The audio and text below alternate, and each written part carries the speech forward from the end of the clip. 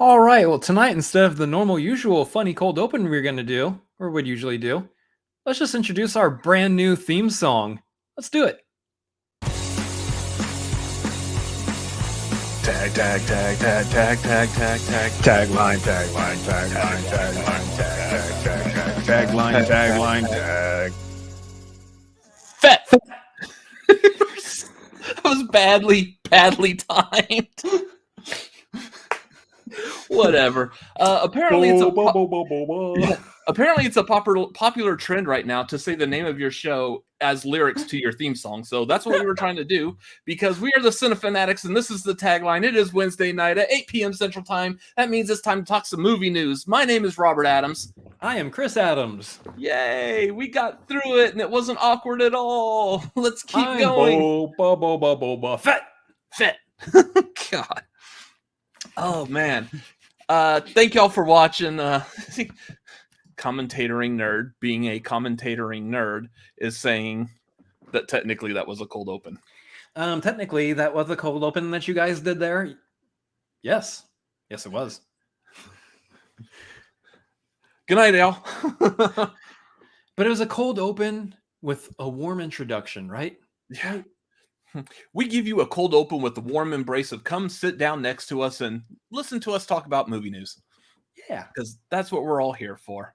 Fat. So, yeah. Hello, Tyler. Welcome. Guys, y'all know how this is. Beginning the show. You got questions, comments, issues, complaints, whatever. Taco recipes, although we'll probably still have better ones here in Texas. But if you would like to drop any of that, streamlabs.com/cinefanatics. It's right up there. Take it up with our manager. Yeah. Also, patreon.com/cinefanatics. Help us out. Join whatever tier feels good for you, I guess. If you're feeling good, join a tier. That's how it works. Join a tier?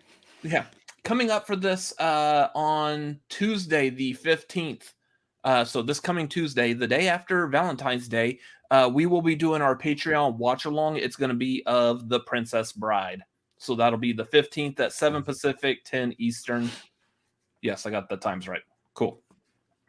And then the following Tuesday is going to be the trivia hangout. So Tuesday the 22nd, 7 Pacific, 10 Eastern as well for that. Yeah. So hop on those tiers to join us for those. Yeah. Join. Donate. Fat. Yeah. The only other thing we have coming up pretty soon is going to be on Saturday the 19th. We are doing the Marquee. We are going to be tier ranking rom-com movies. We are finalizing putting together the lists of that and making sure our guests are available for that. So we will make that announcement probably next Wednesday. We'll have everything officially set up for that. So stay tuned. It's going to be a good one. If everyone is lined up and everything's good to go, it's going to be a good one. I'm excited. Yeah.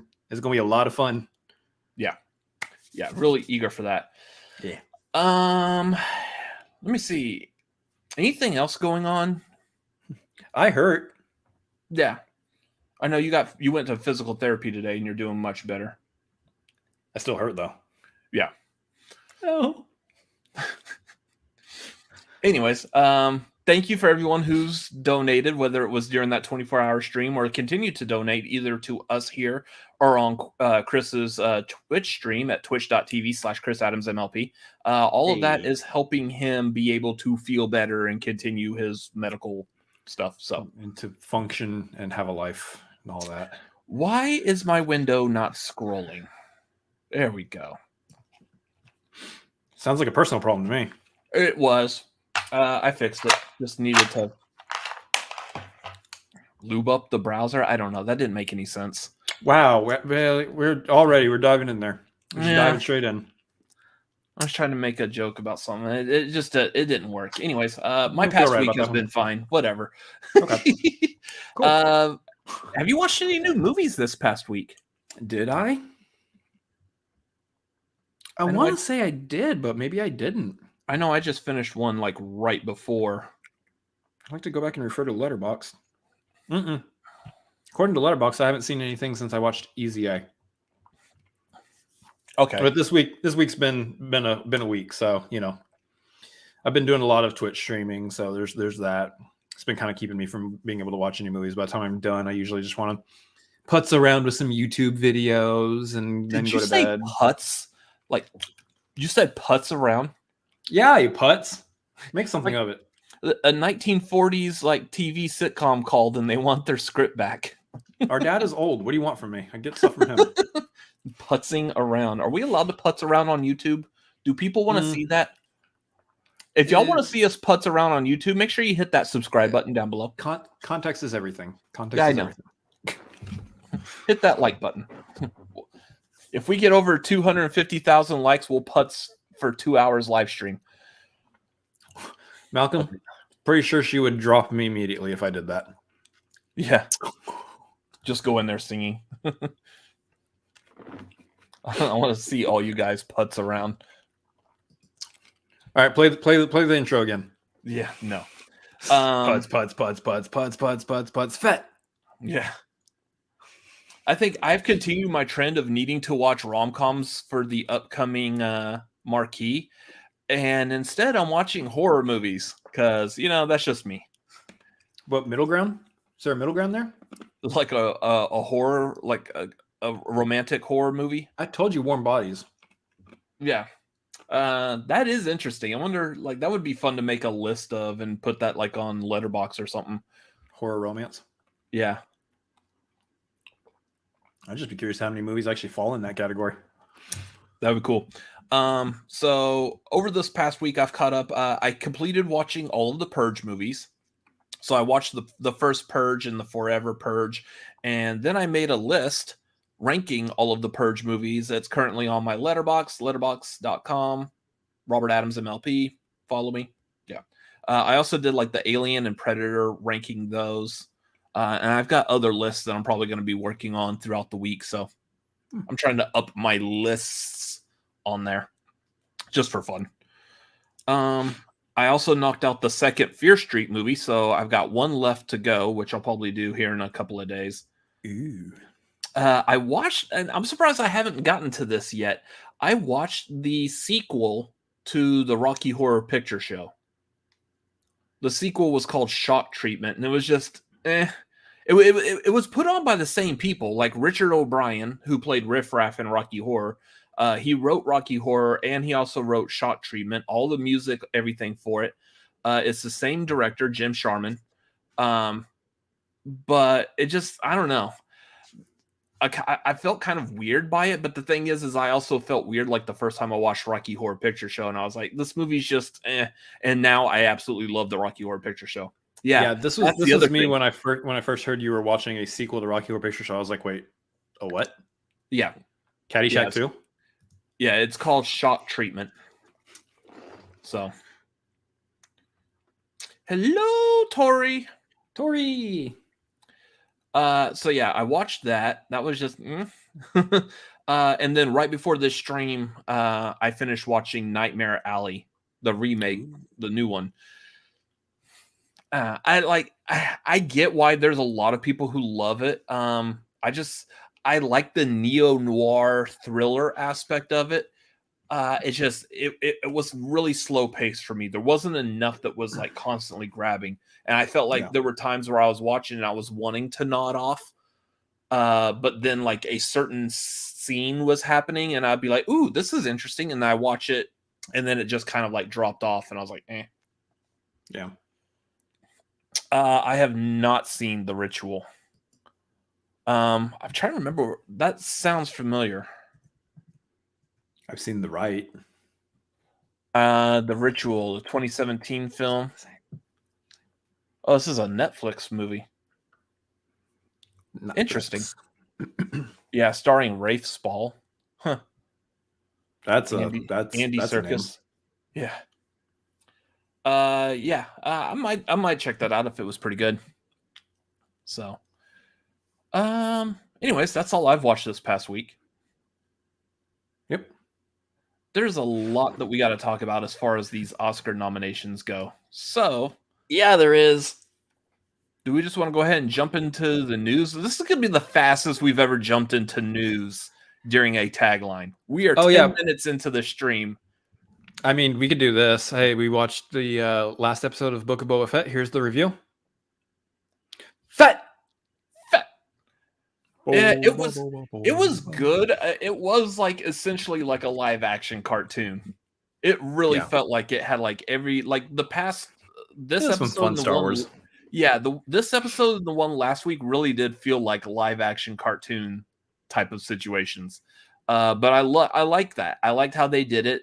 I felt like it still, even though it felt a little weird, a little different, it still felt like it fell in line with Star Wars. So yeah. The stuff that they did in it, like especially that one particular new character. I don't know. Can we spoil like this character now? Like everyone knows this character was at the end of the episode last week. Does it rhyme with Schmad Schmain? Yeah. Oh, okay. Yeah. I guess. I think it actually rhymes better with Cad Bane. Oh, okay. Yeah. It's like a one-to-one rhyming with Cad Bane. Yeah. It rhymes with Cad Bane. Oh God. Yeah, I like his character. Yeah. They did really good with his character on that show. So do you have any other thoughts on it or? No, I mean it's just some fun Star Wars. It wasn't like the greatest Star Wars thing ever to exist. It was just an excuse to hang out in the Star Wars universe for one thing or another. I put it on Twitter. I think it was just like it's just nice to have a plate of Star Wars. That's really all it is. Just, hey, here you go. Here's dinner tonight. It's a nice little plate of Star Wars. Enjoy. Well, hopefully if we're eating anything from Star Wars on a plate, it's not one of the frogs that that Jabba the Hutt eats. Or that Grogu likes to snack on. Or the Grogu likes to snack on. Yeah. Tori will never watch it now. She's like, what? Little baby Yoda eats the frog? Yeah, he does. He snacks on them. Anyways, yeah, good episode, good series. I think without going into detail, it does look like they left the series either open for another season or they're doing a loose connection back into the Mandalorian. A future Mandalorian storyline or something. Yeah. Yeah. So either way, I'm excited. It looks good. We could talk real quick since we're talking about Star Wars shows. We don't normally talk about shows. Okay, just to be clear, they're not Earth frogs. They're space frogs. They're aliens. They have one eye. They're weird looking. They're not real frogs. They're space frogs that we're not entirely certain exist or not. But, you know. Poor Tori's like losing her mind on this now. Like, no! What? We don't normally talk about like the TV shows except for like the ones that are directly connected to actual movies, like the MCU ones. We really haven't covered like this Book of Boba Fett on here at all. But I do want to say like it was announced that was it Obi-Wan Kenobi show starts May 24th. Was it? 25th. 25th, yeah. They released that poster of Obi-Wan walking what looks like the deserts of Tatooine. Yeah, that's going to be good. I am eager for this. I do like this one. When does Mandalorian start back up? Is that starting back up after Obi-Wan Kenobi? If it happens this year, I don't expect it until the fall, but I don't know if they have Mandalorian scheduled to release this fall or not. I thought I heard it was coming back either the spring or early summer. Andor is after. Yeah, Andor's after Kenobi, and then I think if it happens, we get Mandalorian in the fall. If it happens this year, so we're gonna go one whole year without a season of Mandalorian.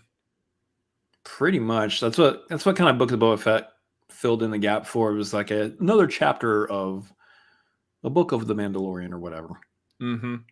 That's what's funny is that look how long did it take before the MCU started doing movies or anything, whether it was movies or their TV shows, that they were still going back and referencing how all of the characters were affected by Civil War. Yeah, they were still talking about for a while, like years later, they were still talking about the Sokovia Accords and how that affects what they can and can't do. Mm-hmm. We're still going to be talking about the blip or whatever for probably another good couple of movies. Remainder of this years. Remainder of this phase, at least, I'm sure. yeah, if they bring in Fantastic Four, I guarantee Fantastic Four is going to have some kind of connection or mentioning of the blip and everything. So Yeah. Yeah, and then we don't have Marvel series like Sean Wingblade saying that we've got all these shows coming. We don't have a Marvel series coming anytime soon that I know. Oh no, Moon Knight. Moon Knight's coming pretty soon. Moon Knight and Miss Marvel. Well, I mean, Moon Knight's coming soon. I didn't. Yeah. I forgot that it was coming sooner rather than later. It's Miss like Miss Marvel's later this year. Moon Knight's what, next month or two? Something like that. Miss Marvel is like in the summer. So yeah. So we may do like for all the Moon Knight is coming March 30th. So for the Marvel shows, we've been doing separate streams essentially for those. The What If we talked about on Tagline. We may, I don't know if we're gonna have time to do separate streams for the Marvel shows. We may continue to just briefly talk about it on Tagline, but we'll see as we get closer to Moon Knight. So we'll let you guys know what we decide. Okay. Well, now that we've killed about 6 more minutes, are we ready to get into movie news? Let's do it. Ladies and gentlemen, good evening. This is what's happening in your world tonight. We apologize for the interruption. Back to you. Yeah, absolutely nothing's happening, so I don't know what we're going to talk about tonight, but hey, you know what? Let's eat some chicken wings with like hot sauces on them again. That was fun. No. My mouth finally stopped burning yesterday.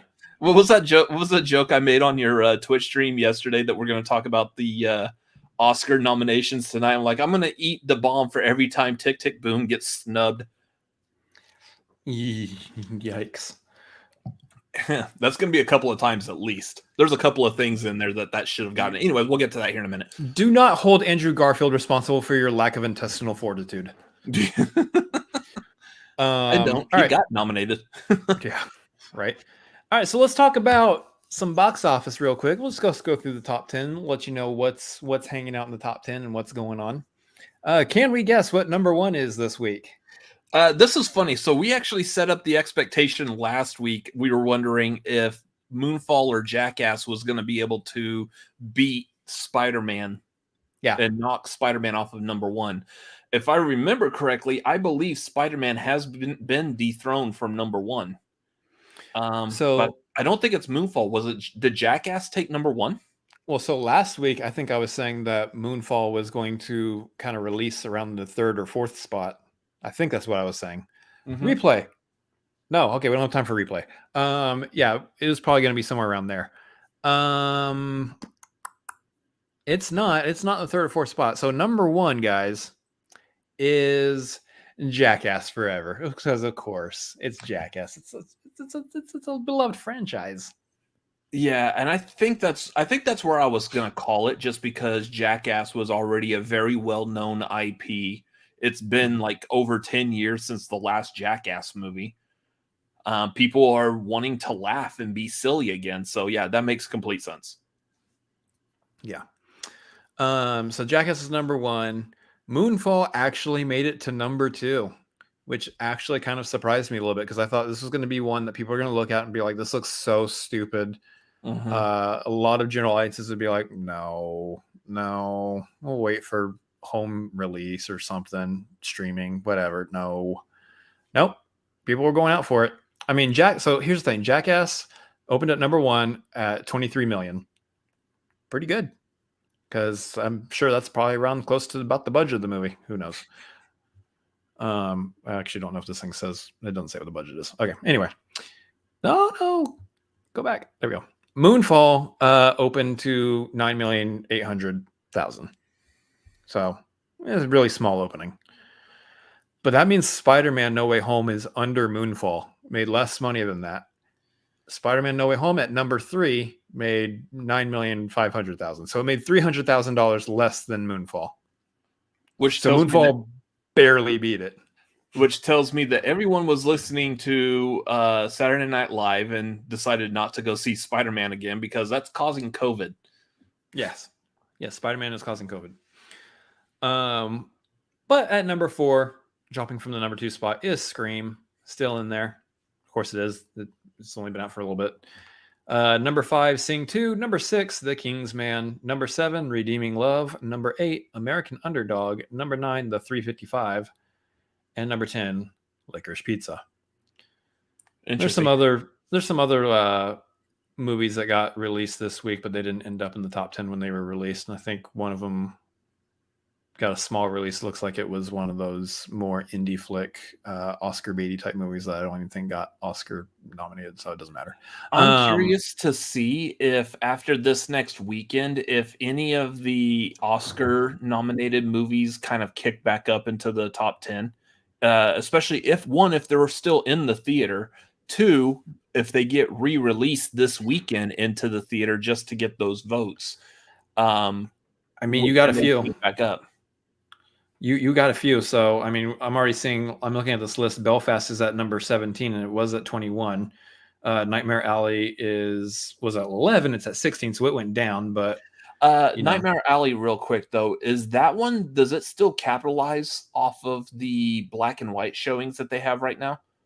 So does that still count towards Nightmare Alley as a whole, or does that count as something completely separate?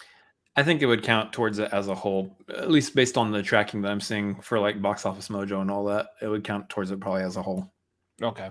Because I know like every time they re-release, like say Avatar, that counts towards the overall box office amounts that Avatar has made in the theater. Yeah. They just go back and add to what the number currently is. I don't know if that works when you do like a black and white version or some special version of a movie. So, yeah. I'm not seeing another like separate section for Nightmare Alley on here. I'm just only seeing it listed once. So I think that's the thing. So, I mean, yeah, you got West Side Story, House of Gucci's got some nomination somewhere in there, I'm sure. Encanto's still on here. Drive My Car is on here. Dune's still in the list. They're a little bit further down because there's not as many screens showing these anymore. But I do imagine that we probably will see a lot of these movies kind of back up. I mean, like I said, Licorice Pizza is still in the top 10. So I think that thing's going to hang out for a little bit there. So, yeah. Anyways, so that's the box office. Let's take a look at these Academy Awards. I kind of want to just go through like each category. I mean, some of these categories we're going to skip. Like we'll skip the short film, the documentaries. I don't know anything about them. So, yep. We consistently have not been able to keep track of short films, so we never know anything about them. So, the ones that are talking about something that we're interested in, and here's what's fun. Ever since we started Cinefanatics, I have find myself like getting more and more interested in those other categories, like best cinematography, best visual effects, best sound, and I'm watching the movies with that in mind also. So those are going to be a lot of fun to talk about. There's a couple of those categories actually. One in particular, it's going to be a lot of fun to talk about when we get to it, and I'll tell you what it is. You'll know what it is because I'm going to not shut up about a particular movie in that category. Is it one we talked about already? It is, yes. Okay, yeah, I know the one you tagged me on Twitter, and yeah. Yep. So, real quick, Tori's asking the real questions in the chat. How much did it cost to bring the moon to Earth, and did the moon get to go to the premiere? I hope so. Someone needs to treat the moon right. Yeah, they needed to get Jimmy Stewart to throw the lasso around it and bring it down. And just in time for the Obi-Wan announcement, Brennan Marr jumped in here. Hello there. So let's start this up. Let's start off with the big one. I know typically they do the awards backwards, except for last year they did it like, I guess, drawing out of the Harry Potter sorting hat. It made no sense. We're going to go ahead and start with the big one right off the bat. Let's go with looking at the Best Picture nominees here. Yes. So for Best Picture, we got Belfast, Coda, Don't Look Up, Drive My Car, Dune, King Richard, Licorice Pizza, Nightmare Alley, Power of the Dog, and West Side Story. One thing I like about this right off the bat, this is the most that I've probably ever gotten to having most all of these movies already watched by the time the nominations came out. Same for the most part. There's a few of these I haven't seen. Like I haven't seen Belfast, Don't Look Up, Drive My Car, or Nightmare Alley, but I've seen the rest. I think out of all of those, all I need to watch is Drive My Car. Yeah. So I think what we want to do here for some of these is for no Ghostbusters. No, Ghostbusters is not under the Best Picture. Spider-Man didn't even make it, guys. Come on, yikes! What are we Ghostbusters thinking? didn't get nominated for anything. What are we doing? Why is Spider-Man not in the Best Picture race? Anyway, I think what we want to do here is like we can give our thoughts on who we would like to see win, who us personally, us as individuals would like to see win, and then who we actually do think will probably end up winning, who we think the Academy will vote for. Yeah. So going through all that,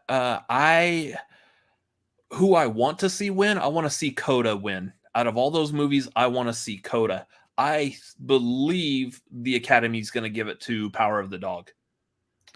Yeah. So I'm pretty much on the same boat. I would love to see Coda win this. That would be so huge. For me, also, like Dune probably comes in the second place for me personally. The rest of these, I'm just not as big a fan of. I know a lot of people love West Side Story, and I can see that one being in there. And I think it's really weird, actually. Do we have any record of this happening before, where a remake of a beloved classic is also nominated for Best Picture? There's a part of this that I'm kind of hoping that happens. So the original, the 1961 West Side Story did win Best Picture. It would be kind of awesome to see the remake also win Best Picture. That would be amazing. It'd be fascinating to see that happen, actually. Yeah. But yeah, I'm in the same boat. I don't think, as much as I would love Coda to win, I do think Power of the Dog is going to be the one to take it here. Yeah. That's just an Academy Award winning movie in general, as it seems. And as far as snubs, I know there's one glaring, blatantly obvious movie that's not a part of the Best Picture nominations here that if you know us, we are eager to talk about. We're going to talk about snubs in a little bit.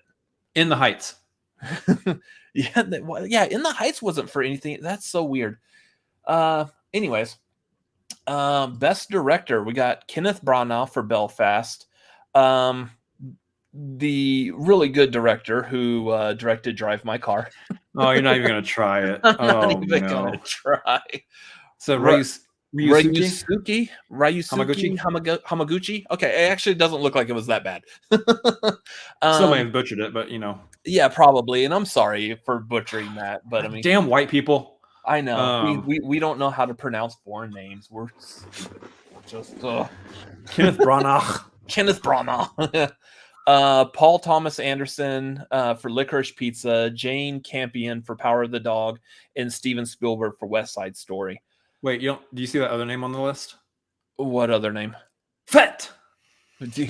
Stop. Sorry, I had to do it.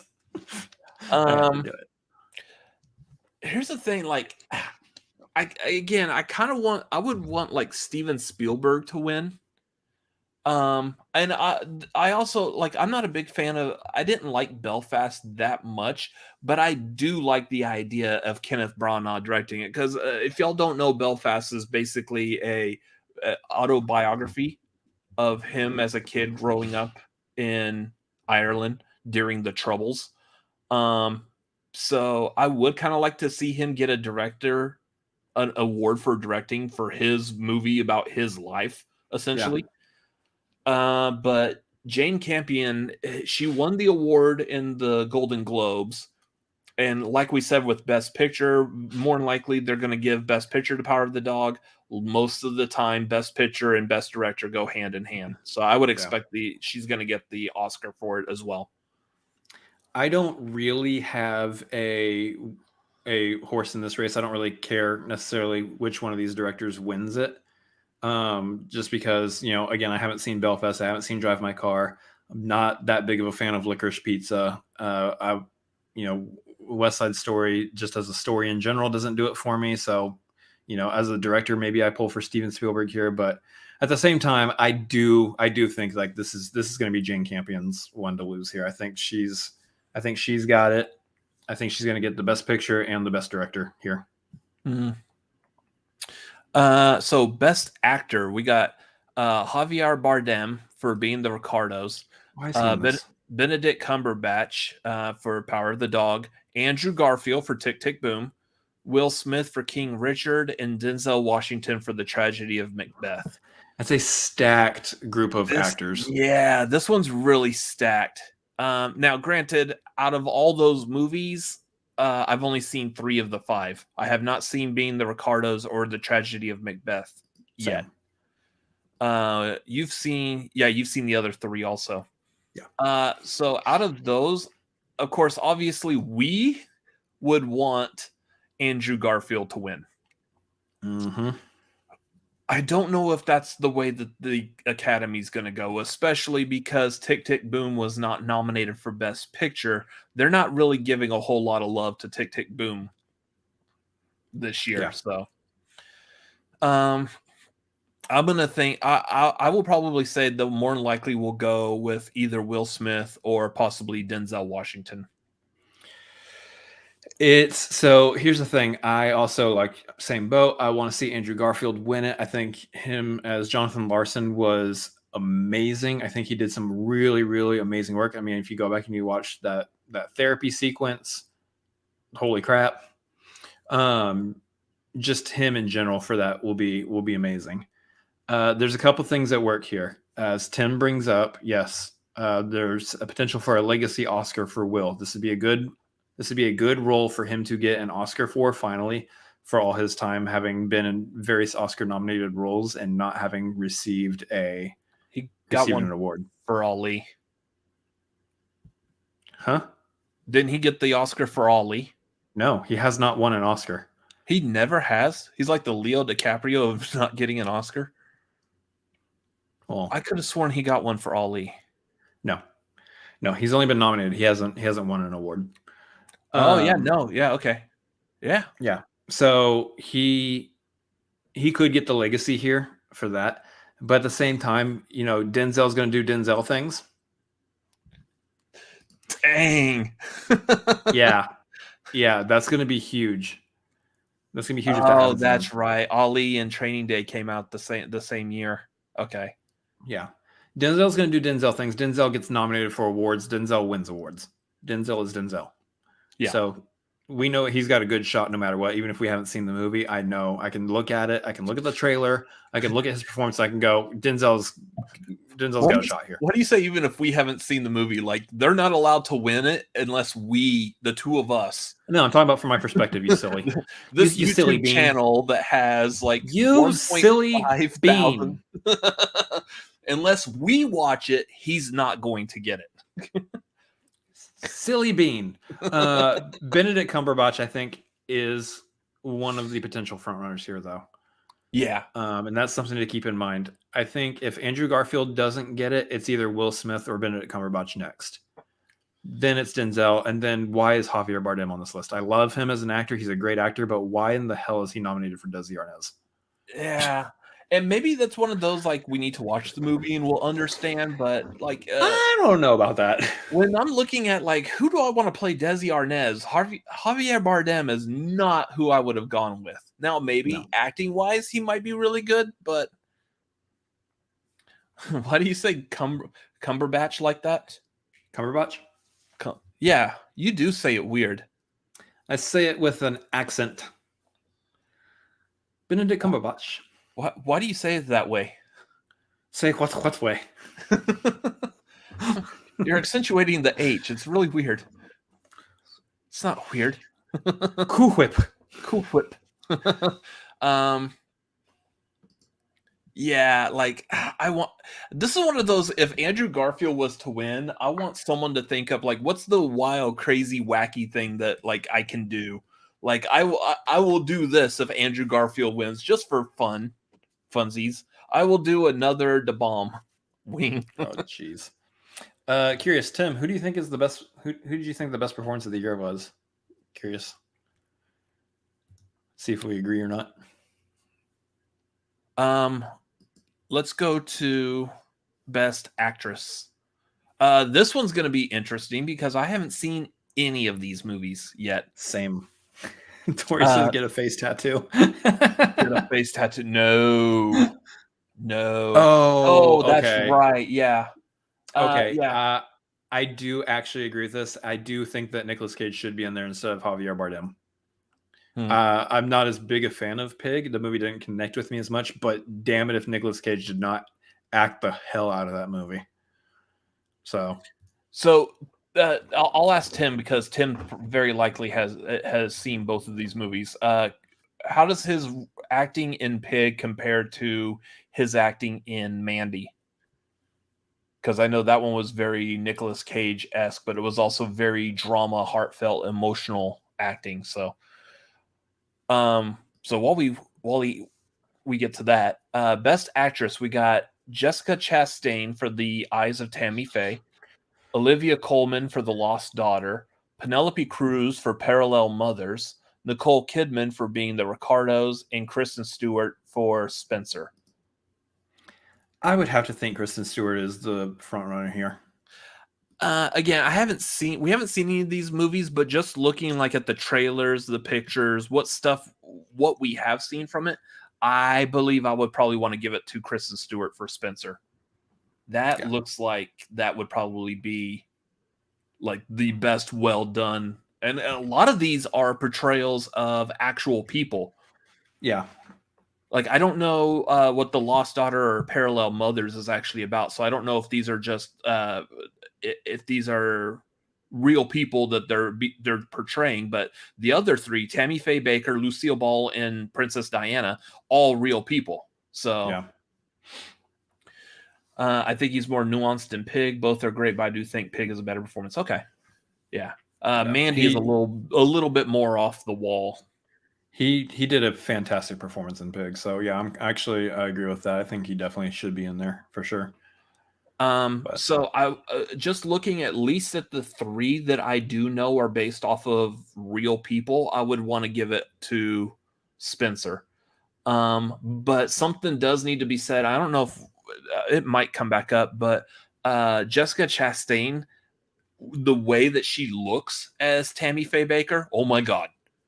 Yeah. So, and we know that she's got the acting chops behind it. So that I could potentially see as someone that would also win. So, there is a best hair and makeup, right?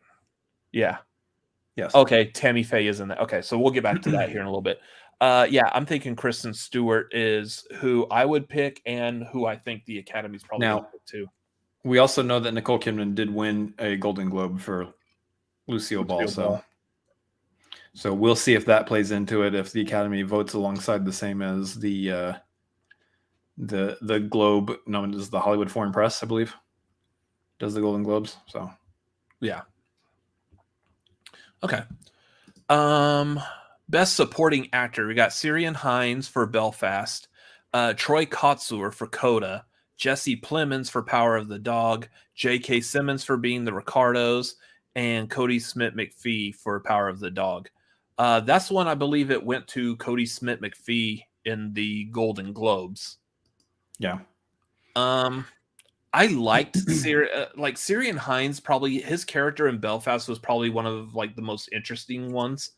I really liked everything he did in that. Mm-hmm. I'm going to probably go with Troy Kotsur though. Troy Kotsur in Coda was phenomenal. He was so funny, he's so charismatic, the way he did things. Yeah. All while while he himself is deaf, he acted the hell out of that role. Yeah. I agree. I think so. Right now, what I'm looking at is, I don't know. Obviously, I haven't seen Belfast or Being the Ricardos, so I can't speak to those. But Troy Kotsur did fantastic in Coda. I would love to see him walk away with an Oscar because he's one of those actors where just because my first introduction to him and maybe your first introduction to him, I don't know, was as a guest appearance in Scrubs, portraying a deaf father whose son was going to potentially get a cochlear implant. And if the culture of deaf people, they are not big fans of that. They are really strong on the values that they hold as being in the deaf community and everything. So that whole storyline got to play out in Scrubs, and that was really cool to see him play from that angle. But then also see him in Coda and just see how he portrayed how he portrayed the father in Coda. Like that was really cool. Jesse Plemons, I like him as an actor. I really do. I don't think he did much in Power of the Dog. He just came in and did the job that needed to be done, honestly. Cody Smith McPhee, though, Probably gonna get it. I can see either. Yeah, I can see this being between him and Troy Kotsur. Now, I will say that maybe Syrian Hines could potentially be in there too for that. I haven't seen Belfast, but I would say it's got to be between Troy Kotsur and Cody Smith McPhee.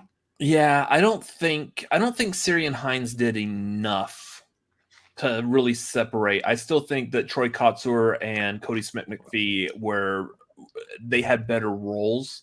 I guess they had a lot more to do with their roles than Syrian Hines did. Right.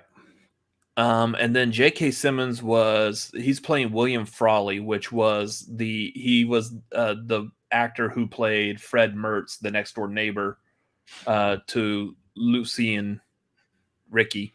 Fred Nethel, yeah. Yeah, Fred Nethel. So, I mean, that's an interesting role. He doesn't really look like him at all.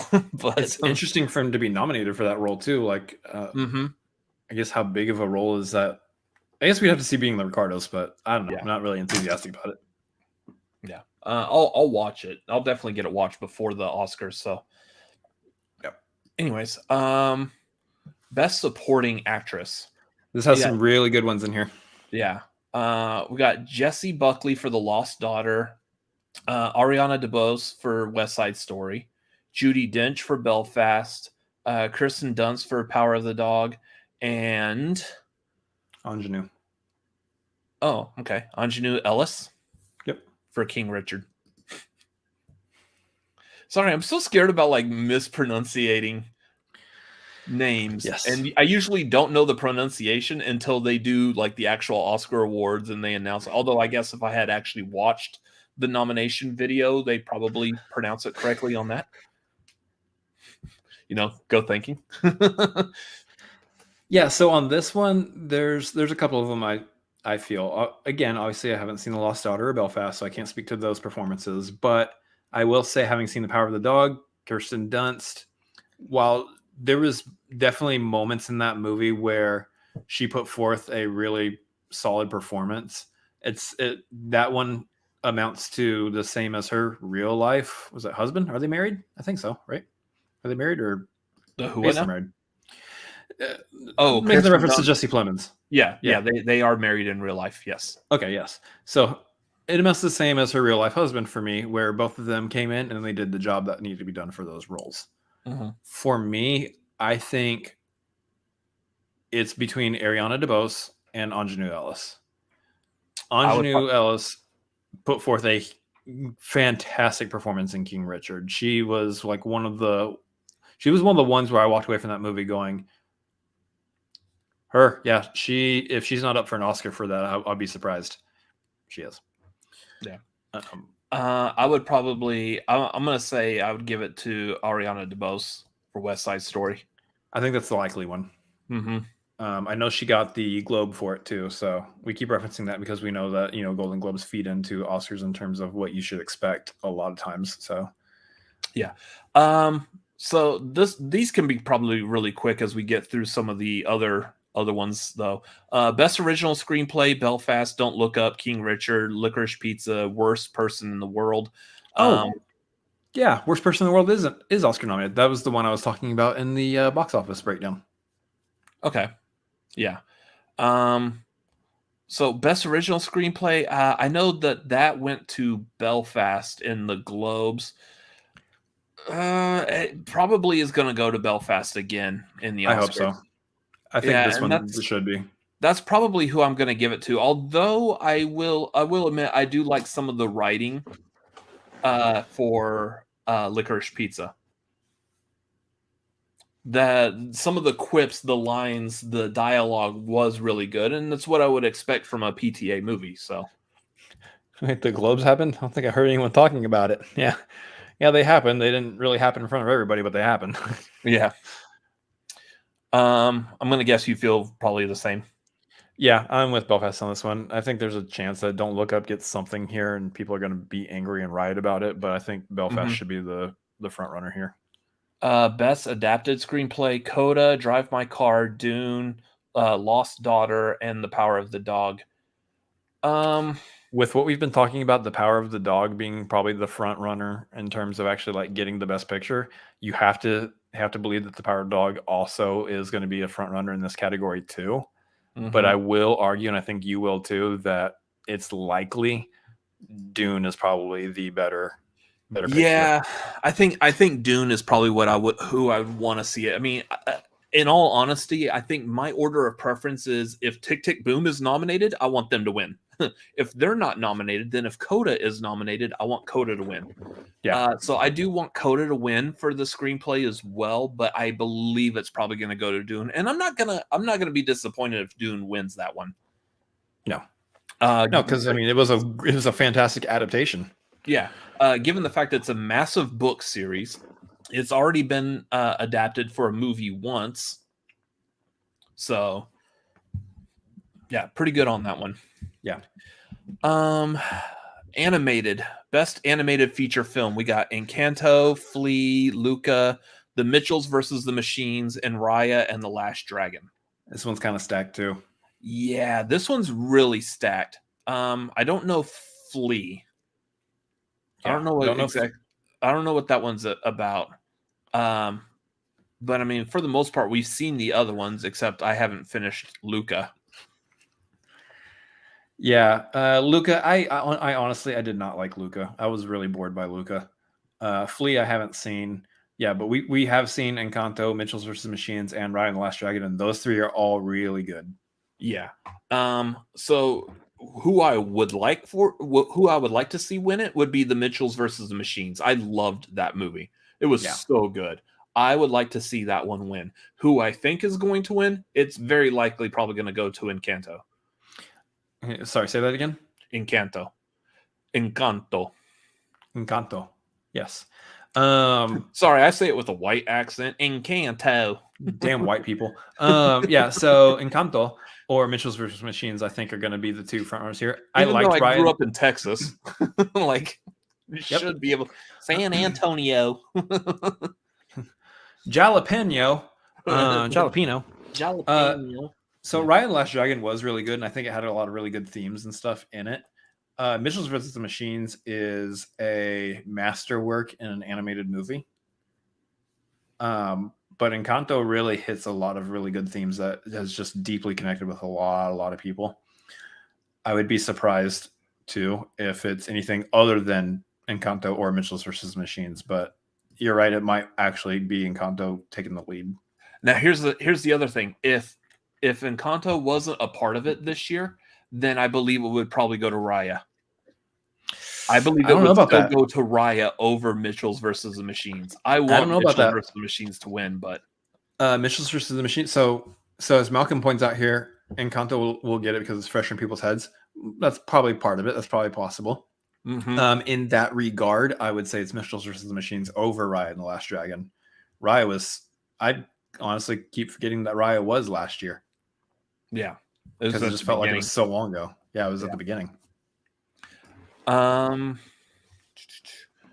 Best international.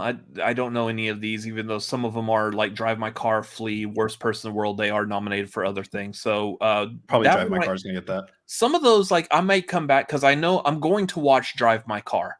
If it's nominated, anything that's nominated for Best Picture, I'm going to watch. So I will watch Drive My Car. I may watch Flea. I'm trying to figure out exactly what it's about. And then I don't know what Worst Person in the World is about, but it sounds fantastic just from the title alone. Like that is one of those, the titles got me hooked. So I can see that one being Drive My Car just because it's part of the Best Picture race too. Yeah. Best documentary. I don't know any of these, but here's what's interesting about it. Flea is also in this. So Flea is an animated international documentary movie. Fascinating. That's interesting. I don't know if that's happened before. 1 for 3. It's got to get one of them, right? I mean, you would think. The odds are in its favor. Yeah. Documentary short subject. I don't know any of these as well. Best live action short film. Don't know. Animated short film. This one is kind of weird because I don't remember what it's called, but that one that played before, was it before Raya? It was before Encanto. You're talking about the raccoons? Yeah, that's before not Encanto. on here. And typically the Pixar short film before a Pixar full feature film, that short film usually gets nominated on there, but it's not on here on this one, which is sad because it was really good. Far from the Tree. Is that what it was? Yeah. So it's not on here. Yeah, it's not on here for best animated short film, which is really sad, but it was cute. Yeah. So going through some of these other ones, here's some ones that we could probably dive a little deeper into. Best original score. Don't Look Up, Nicholas Bertel, Dune, Hans Zimmer, Encanto, Jermaine Franco, Parallel Mothers, Alberto Iglesias, and Power of the Dog, Johnny Greenwood. Obviously, the two big names in that one are going to be Hans Zimmer and Johnny Greenwood, or at least big names as I know of them. I don't know who the other ones are, so. Yeah, so the ones to think about here is I know a lot of people might say, like, well, what about Encanto? The movie was kind of a musical. It's animated, so it's a musical, right? It's like, yes, but so we're talking here about score, not necessarily the soundtrack. If you're talking about the soundtrack, then of course you're including Lin-Manuel Miranda's name in there, and that's a completely different conversation. Mm-hmm. But as far as score goes, I don't really remember music in The Power of the Dog, honestly. Maybe I guess it was, from what it was good. But for me, Hans Zimmer is the one here for Dune, because music was a big part of that movie, and it was used as a storytelling device within Dune still. Yeah, so that's who I think is gonna win as well. Hans Zimmer is the biggest name out of all of them. I think Dune's probably gonna get it for that. Yeah. Best original song, Be Alive from King Richard. Was it music and lyrics by Dixon and Beyonce. Dos Oruguitas? I believe if you roll that R. Yeah, whatever. I like rolling my R's, so from Encanto. Damn white people. Music and lyrics by Lin-Manuel Miranda. Down to Joy from Belfast, music and lyrics by Van Morrison. No Time to Die, music and lyrics by Billie Eilish. And Somehow You Do from 4 Good Days, music and lyrics by Diane Warren. Diane Warren is a powerful name as far as music writers. Yeah. And of course, Van Morrison has been around for decades. There's names on this list.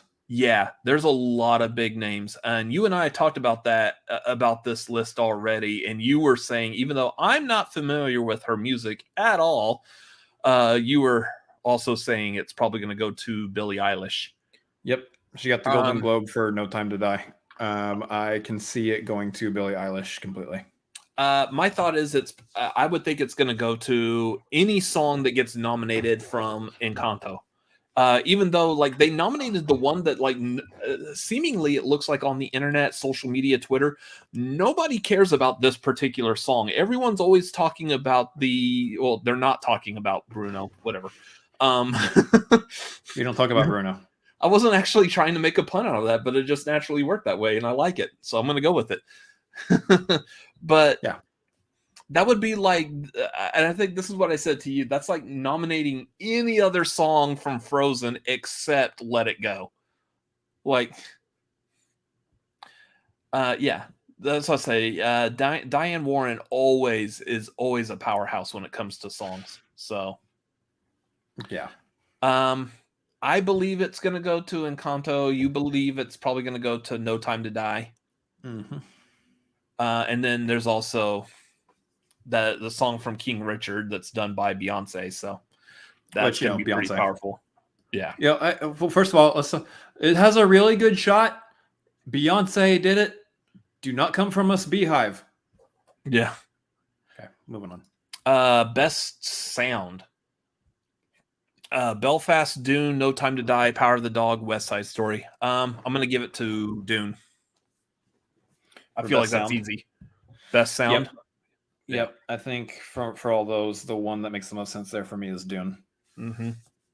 Production design.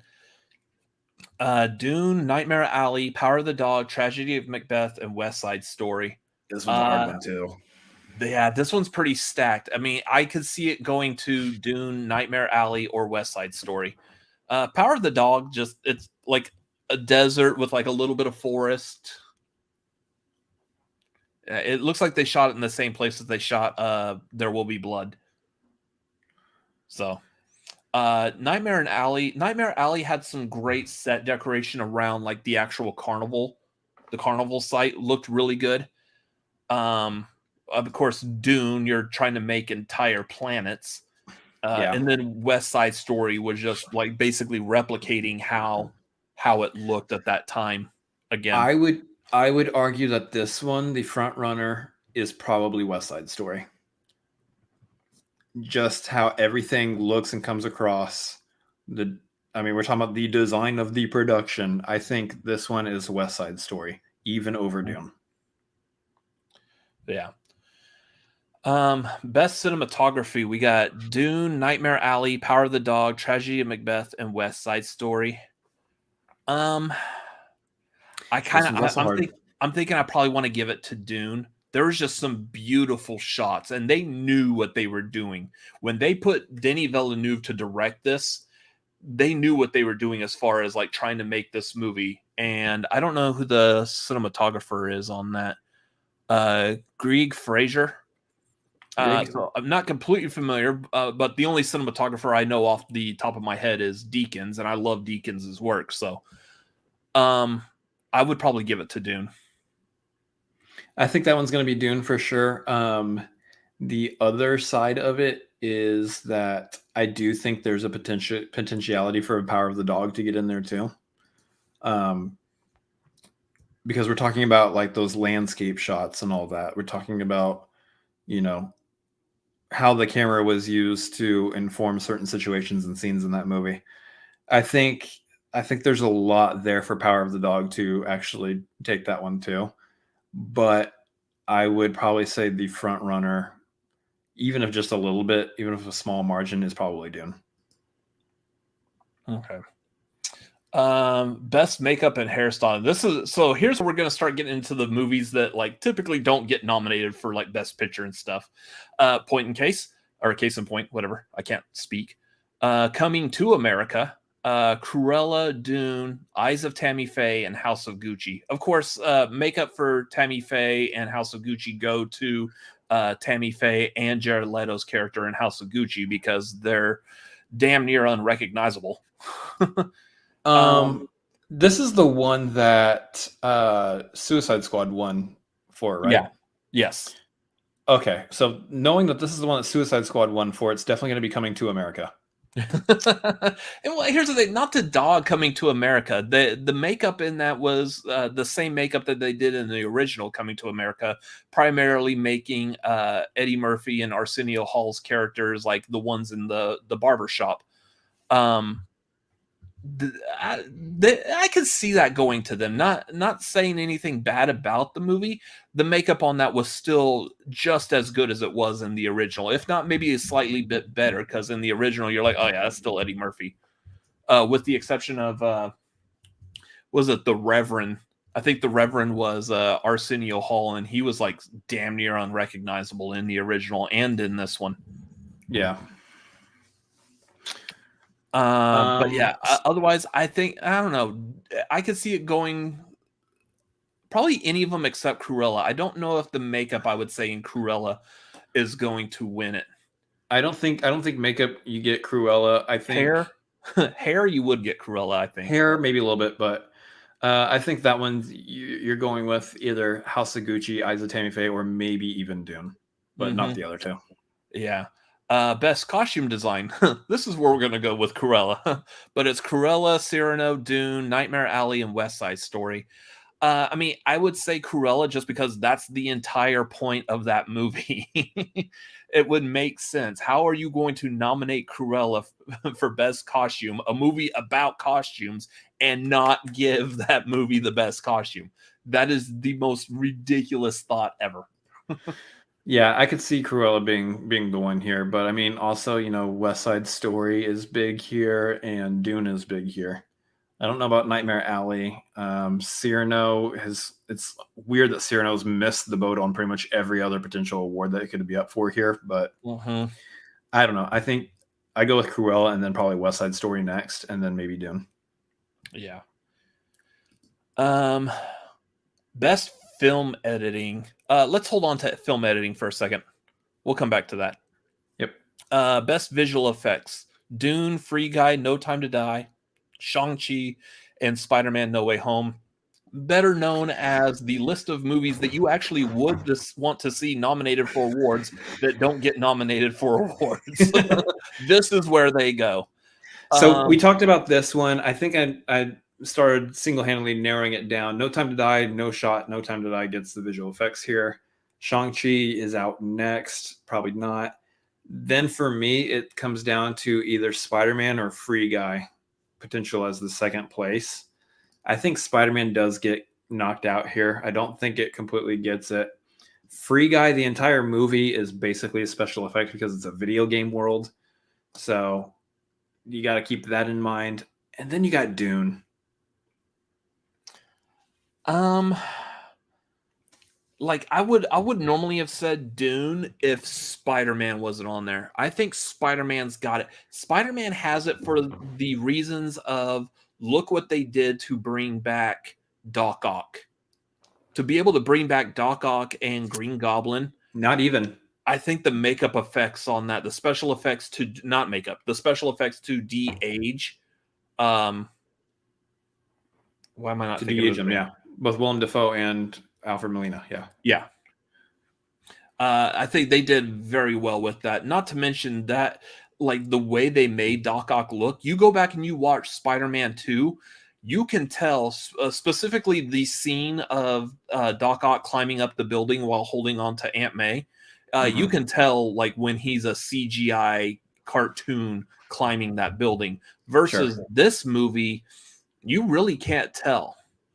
There's a lot of him that is CGI because there's no way Alfred Molina at his age is flying himself around a bridge like that. But the other side of it to keep in mind too is all of the Doctor Strange sequences that are in this movie. Also, the mirror dimension, the whole that train, all those sequences. So those are big proponents for Spider-Man in this category. Malcolm brings up the point though. Free Guy has the most special effects, so that might hurt it or help it. It's got pound for pound more special effects in that movie, and honestly, typically quantity doesn't mean quality, but for that movie, it kind of did. They were exactly what they needed to be. They were fantastic, and there's a ton of them in there. So I think Free Guy has a huge shot here. I still think it's going to be Dune, though, given absolutely everything else. Yeah. So let's go back to film editing.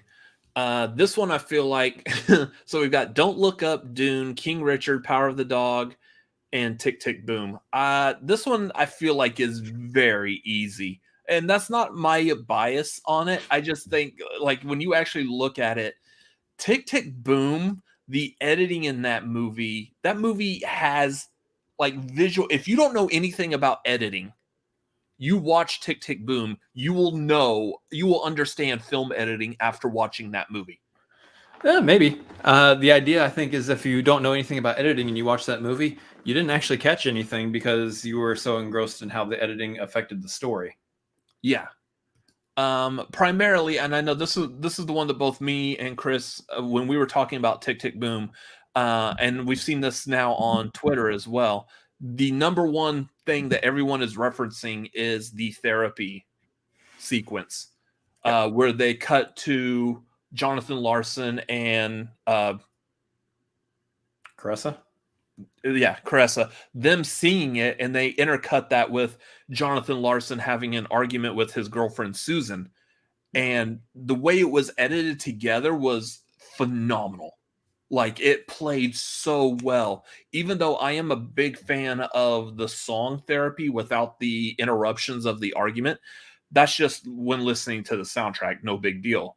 But Yeah. I think for a visual medium in the movie, it did it very well. And that's just the one song. There's multiple that song. times. Almost like Yeah. all the songs in this movie had some kind of stylistic editing to it that made it amazing. Every other song yeah. has its own sequence. Every sequence has something about it that made it stand out from every other sequence in terms of editing. I mean, we literally could like go on and on and on about this, pinpointing every single song, going, yeah, right here is an example of fantastic film editing. So yes, there is a slight bias from us towards Tick, Tick, Boom because we love absolutely every inch of that movie. It's putting it over absolutely every other movie on this list for sure. I think for me, it is Tick, Tick, Boom. Now, does the Academy feel that way? Does the Academy vote that way? I don't know. I could see them voting Dune here. Yeah. I don't know why. I don't recall like any really fantastic editing in Dune, but maybe cuts to sandworms were really good. I don't know. The cuts to Zendaya every now and then, the visions. I feel like that would, well, okay, yeah. That would work as far as editing goes, yeah. If you cut to a vision of Zendaya, you get an award for film editing. Anyway, so yeah, I believe it should go to Tick, Tick, Boom, and I'm really hoping that they do get it. Although I am worried about Tick, Tick, Boom's chances with any of these awards, just because they're usually pretty stacked. So, yeah, I'd like to see it get both the awards it's up for. Mm-hmm. Let's cover some snubs real quick. Yep. And this is one of those that like we really could probably come up with a list and do an entire tagline just based off of snubs alone. But some of these I just want to. There's a couple I do want to mention just real quick. And y'all let us know in the comments also as we go through this list if we're missing any. What do you think was also a snub too? We'd love to see what you have to say too. Yeah. Lady Gaga for House of Gucci and Jennifer Hudson for Respect. Both of those, no nominations. Jennifer Hudson's been nominated. She's won before for Dreamgirls. Lady Gaga, I believe, didn't Lady Gaga win for? I can't remember.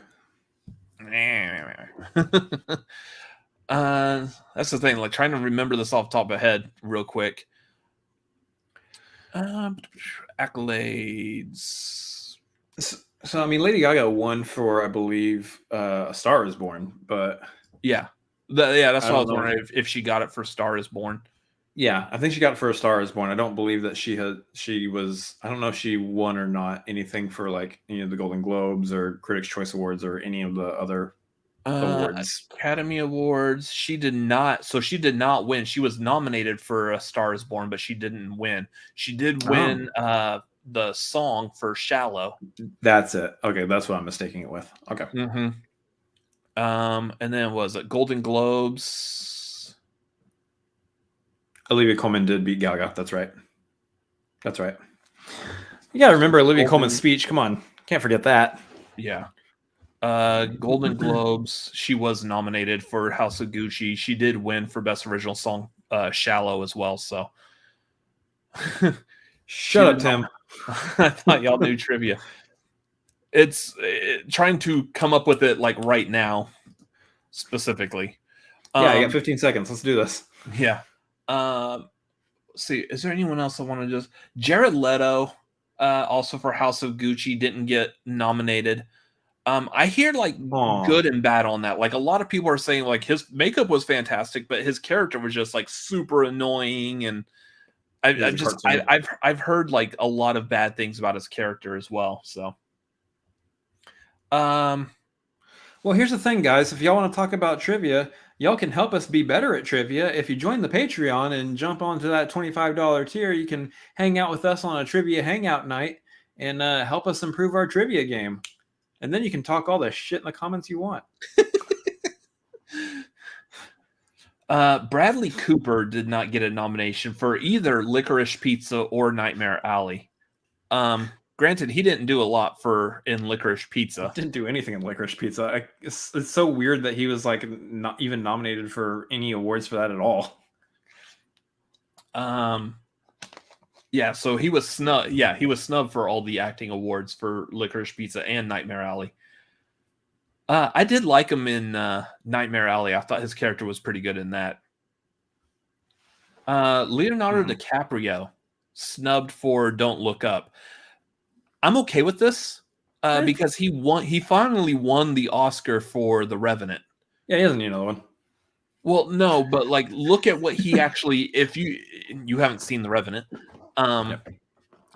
when you look at what he actually did in that movie, like he literally the role that his character was in was just trying to fight to survive during like the Arctic cold after the bear attack, with the exception that he really didn't get attacked by a bear. He does look like he was in real life fighting to protect himself against the cold while filming on set. Like he actually looks like he lived through that. Yeah. So yeah, I'm okay with him getting the Oscar for Revenant. He really didn't do like something that I feel is really Oscar worthy in Don't Look Up. So I'm okay with him not getting the nomination for that. Ariana Grande. Ariana Grande did not get nominated for Don't Look Up either, even though her song was like a standout. Oh, okay. So for song, I was like, are they saying that she didn't get nominated in an acting award for that movie? I mean, she did act in it. Well, I know that, but she didn't do enough to be nominated for anything. It was the song that she did for the movie, and it's her character in the movie made this song, but then the song was also released. Right.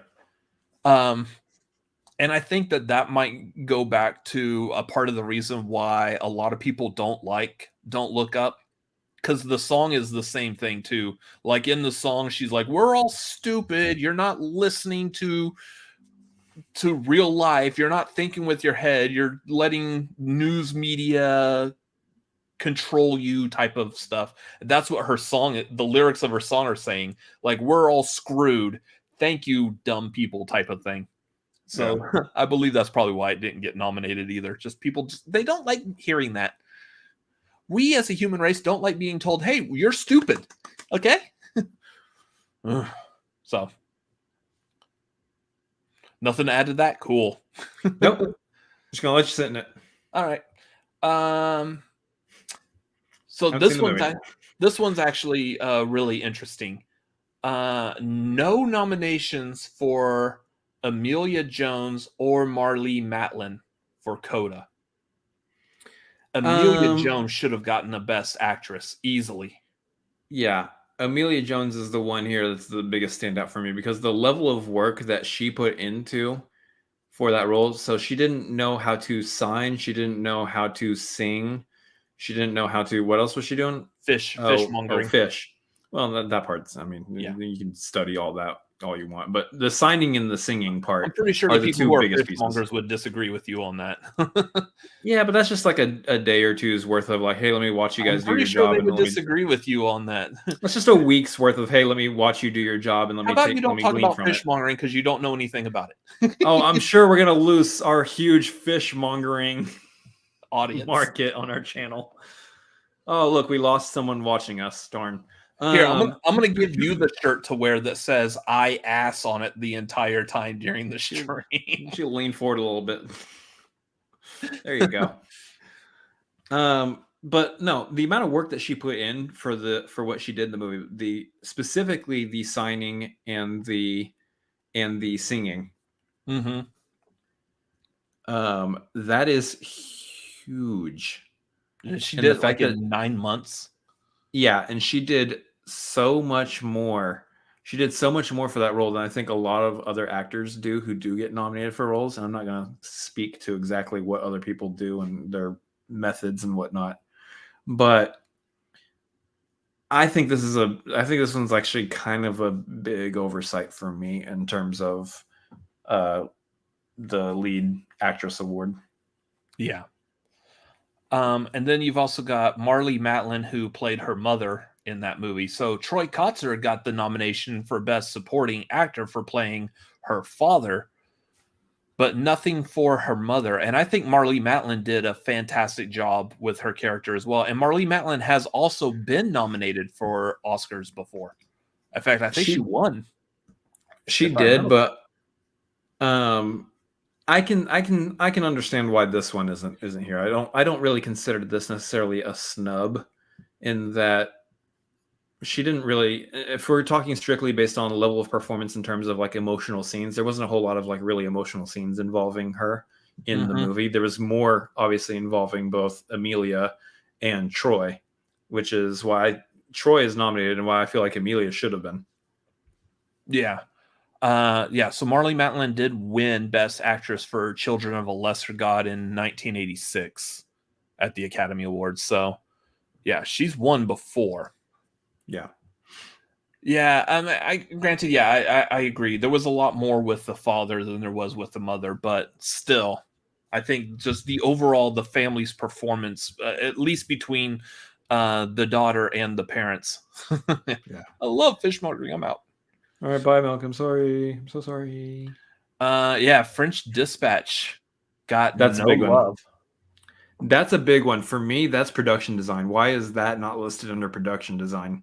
Because you don't have a Wes Anderson movie not be listed under at least production design. I get it. If you don't want to nominate it for Best Picture, it's fine. He's not everyone's cup of tea. Cool. Why is that not listed under production design? That movie was one, I actually really enjoyed that movie, but two, yeah, the design of that movie, just again, it's Wes Anderson at his most Wes Anderson-y.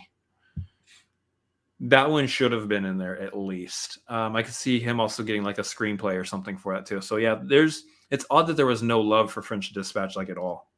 Yeah. I would even give maybe like an acting nom to Jeffrey Wright myself. So one of what I would say, in my opinion, there's two really big snubs. One of the biggest ones, of course, is no nomination for Denis Villeneuve for directing Dune. That is weird. Why? Can we quote Dan Murrell? Did you think that movie made itself? quote Dan Murrell here. If you guys have not seen him and Mara watched the nominations and like their immediate reaction, Dan's immediate reaction to it was like, "Did you think that movie just made itself?" Yeah. Which I think he's actually quoting that. Did you see that other video of was it Joe Spinell with Steven Spielberg watching the nominations like around the time of Jaws? And like Jaws didn't get the nomination. Joe Spinell is sitting there saying, "Did they think that shark just directed himself?"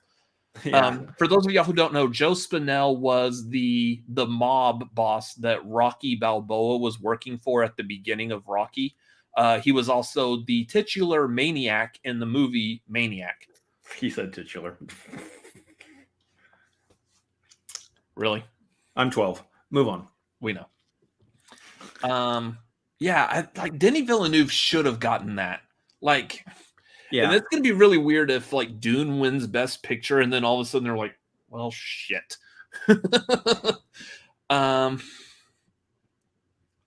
Yeah, and that's the thing. Like a lot of the directors, I don't know.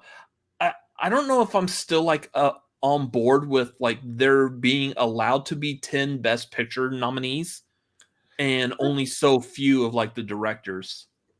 I'm fine with it because I think you've got to draw the hard line somewhere. It makes sense to let the Best Picture, because that's the big one. That is the one that people want to have the Best Picture award for it. Mm-hmm. I'm good with that, drawing the hard line there at just capping it at 10 for that one and none of the rest of them.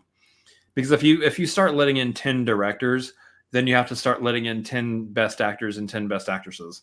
Yeah. And if you start doing that, then you have to do Best Supporting Actor and Best Supporting Actress. And if you do that, then maybe you have to start doing music and it'll all be crazy. Cats and dogs living together, mass hysteria. There it is. Yeah. So that I would say is a pretty big one. Especially just the scope of that project to bring Dune to life again. Yeah. Yeah, that's pretty big. And Denis Villeneuve did a very good job of it. And I know, so Tim brings up I think this is a good point. I know a lot of people say something against this in terms of, well, no, the movie in itself should stand on its own and he should be nominated for his work on that one movie. But I do think this is the case. I think the second movie comes out, I'm guessing that sounds like he's going to stop at 2, but they could make a third, whatever. I don't care really. But a sequel comes out, he could get the nomination for it then. And that be kind of like, as we were talking about, a legacy award for Will Smith. This would be a legacy for his work on all Dunes, not just the one Dune being nominated for. So I could see that happening for sure. And then the other big snub, and I don't know if this is a big snub for everybody, or if again it's just our bias. I have seen this a lot on the internet as well, so I feel justified in my opinion of this being a huge snub. Mm-hmm. Tick Tick Boom did not get Best Picture nominee. I quit. And it won one of the Best Picture awards at the Golden Globes, didn't it? Like, it got Best Comedy Musical. Yeah, it got it for Best Comedy Musical. Yeah. But it was completely shut out for the Academy Awards. That's really what weird. frustrates me.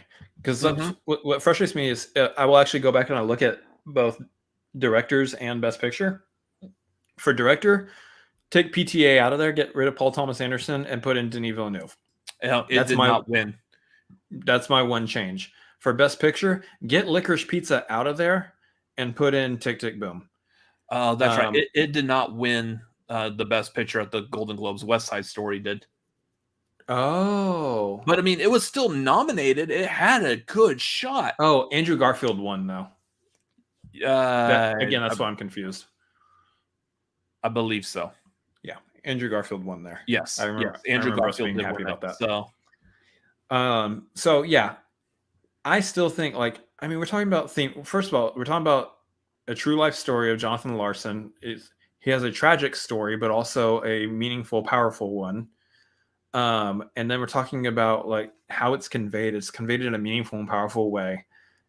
This is Oscar stuff for me. This is the type of movie that we need to be nominating for an Oscar. There's a reason for it. For me, I would say, my personal opinion, get rid of Licorice Pizza, take it out of there, put Tick Tick Boom in. Licorice Pizza, I know you were okay watching the movie, but for me, it's weird, man. It's weird. Get Licorice Pizza out of there. Story, it was a well-made looking movie, but that story is weird, man. Get it out of there. Replace it with Tick Tick Boom for me. And what I want to make sure is we're not trying to put down, say, Licorice Pizza. Licorice Pizza, it's a well-made film. It was a good movie. It was a good film. Yeah. You may just not have connected with it as much as you did Tick Tick Boom. But I mean, with the exception of Coda, I don't think I connected to any of the other movies as well as I did Tick Tick Boom. Right.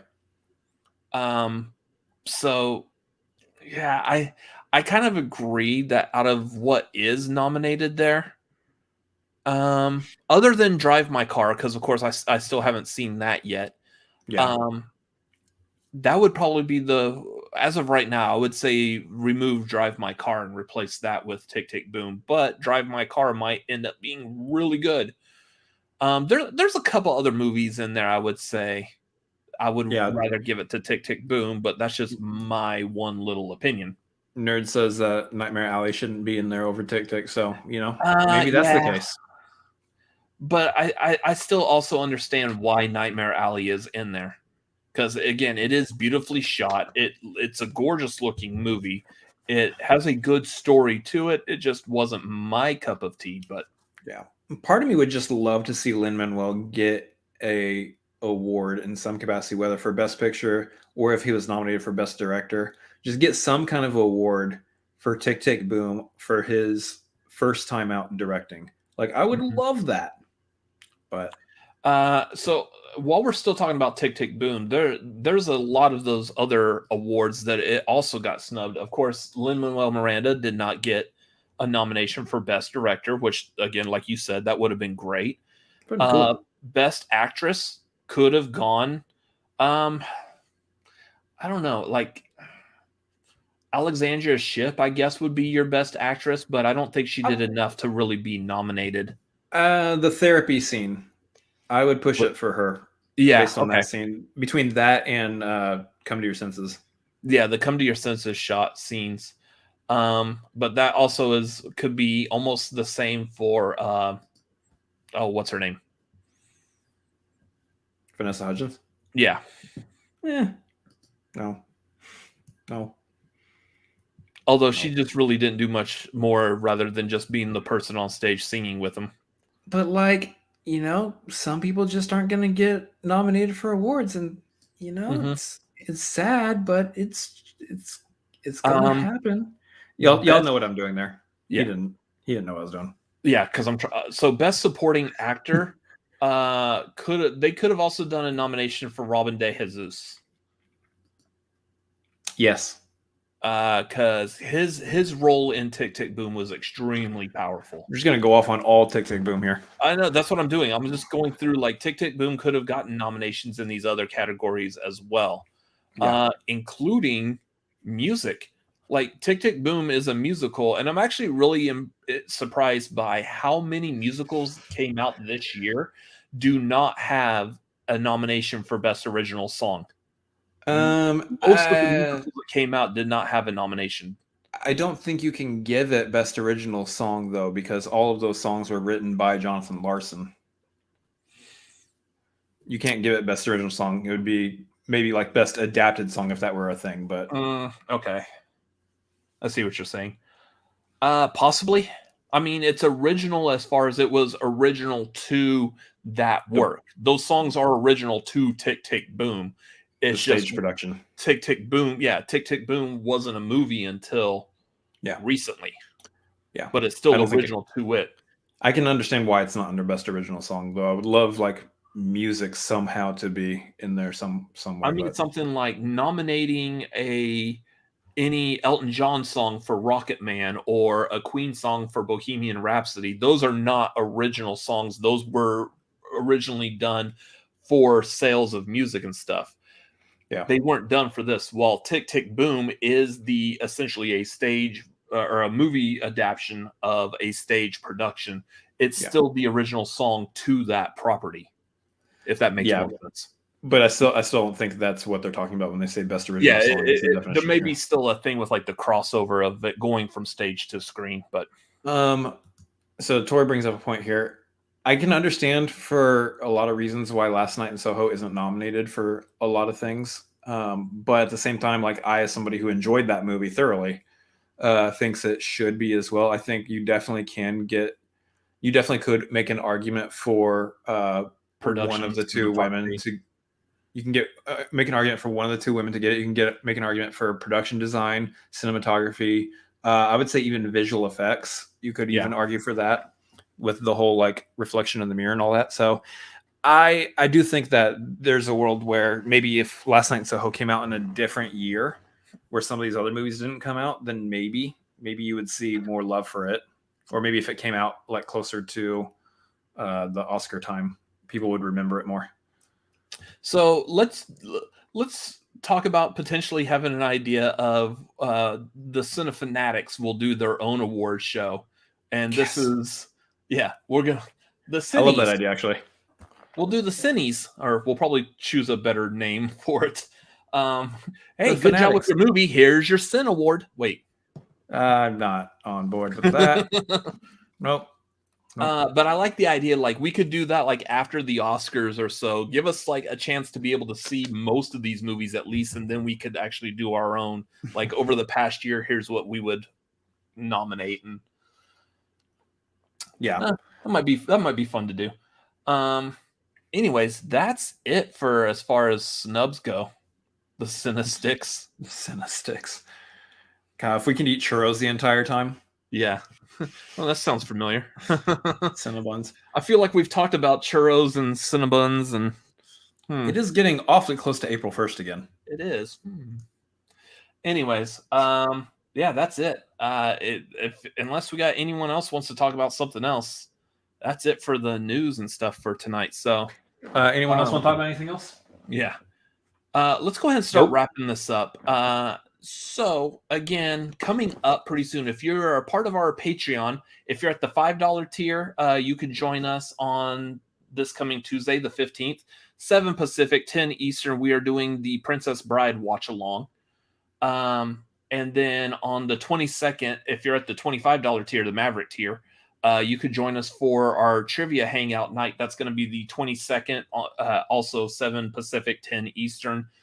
Coming up on Saturday the 19th is going to be a rom-com marquee. We will have more information about that next week on Tagline. We'll drop like who's our guests on that and what it's all called and thumbnail and everything. It's going to be a fun one. That one's going to be a fun one. If the guests that we have taught to are able to commit to it, it's going to be really good. Yeah. So I'm really hoping for that one to go through. It's Josh McCouga. I'm just kidding. Yeah, that would be funny. Other shows tonight after Tagline here in a little less than an hour, I will be over on a Fan's View. We're doing a watch along of the 40-Year-Old Virgin. So dress up in your best man-o'-lantern costume, bring some frickin' French toast, and I don't know, grab some bags of sand, I guess, if you know what bags of sand feel like, and just head over there. Bring Tim in. Let's do this. I want to talk to Chris's belittling of fishmongers. Yeah. We're going to be watching the 40-Year-Old Virgin over there. So that's going to be here in a little bit. Feel free to head over there when we're done here. Otherwise, that is it for tonight. So thank you, everyone in the chat, for watching. If you want to follow us, make sure you follow us at Cinefanatics MLP, Twitter, Instagram. You can follow me personally at Robert Adams MLP, Twitter, Instagram, and Letterboxd. And, of course, there's my brother. Where can we follow you? You can follow me, Twitter, Instagram, and Letterboxd at Chris Adams MLP. You can also follow me over on youtube.com/Chris Adams MLP, where I'm going to be putting up content here pretty soon. I gotcha. I know. Subverting expectations. Where I'm going to be putting up content here pretty soon as I get a chance to start editing some of these down that are highlights and clips and VODs from my Twitch channel, which is twitch.tv/Chris Adams MLP, where you can currently enjoy me playing Pokemon Legends Arceus. We're in the post game, but it's still a lot of fun. There's still plenty to do and still plenty to hang out and watch. And it's just a lot of good times over there, just hanging out with people. So y'all come in and hang out in my chat and say hi to me and talk to me. Yeah. Anyways, that's going to do it for tonight, y'all. It's a great show. Again, thank y'all for hanging out. Thank y'all for being a part of this. Make sure you hit that like, hit the subscribe if you haven't done that. And we will see y'all, I guess, next week. Oh, yeah, watch the trailer reactions we got out. There's Lightyear and Texas Chainsaw Massacre. Those came out recently, so go check those out. Make sure to share, comment.